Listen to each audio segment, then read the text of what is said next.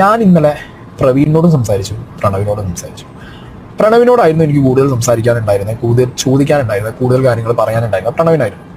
പയ്യൻ്റെ ഒരു അവസ്ഥ എന്ന് പറഞ്ഞു കഴിഞ്ഞാൽ 10-23 വയസ്സുള്ള പയ്യനാണ്. സ്വന്തം ഏട്ടൻ്റെ വൈഫുമാണ് വീഡിയോയിൽ വന്നിട്ട് കുറേ കാര്യങ്ങൾ പറഞ്ഞത്. അതുകൊണ്ട് ഇനി അവൻ്റെ ഫ്യൂച്ചർ ലൈഫിലേക്ക് വരുന്നൊരു ഇമ്പാക്റ്റ് ഭയങ്കരമായിരിക്കും. അവൻ കുറേ കാര്യങ്ങളൊന്നും ചെയ്തിട്ടില്ല അല്ലെങ്കിൽ അങ്ങനെ സംഭവിച്ചിട്ടില്ല എന്നാണ് അവൻ പറഞ്ഞത്. സോ ഈവൻ അവൻ്റെ ഒരു സിറ്റുവേഷൻ എനിക്ക് പേഴ്സണലി ഭയങ്കരമായിട്ട് അത് മനസ്സിലായി. ആ ഒരു സിറ്റുവേഷനിലൂടെ അവൻ കടന്നു പോകുന്നതും നമ്മൾ കൺസിഡർ ചെയ്യണം. നമ്മളെപ്പോഴും ഞാൻ പറഞ്ഞല്ലോ, മൃദുല എന്ന് പറഞ്ഞ ആ പെൺകുട്ടീൻ്റെ സിറ്റുവേഷൻ നമുക്ക് ഭയങ്കരമായിട്ട് നമുക്ക് കണക്ട് ആയതാണ്. കാരണം ഗർഭിണിയായ ഒരു കുട്ടി എത്രയും വലിയൊരു ട്രോമ സിറ്റുവേഷൻ ആകും. എന്നാലും കൺസിഡർ ചെയ്യേണ്ട ഒരു കാര്യമാണ് അനിയൻ്റെ കാര്യം. കാരണം ഒരാളെ അങ്ങോട്ട് കംപ്ലീറ്റ്ലി ഒരു ഡിപ്രഷൻ സ്റ്റേജിലേക്ക് പറഞ്ഞയക്കേണ്ട കാര്യം സോഷ്യൽ മീഡിയ നമുക്ക് അത്രക്കില്ല.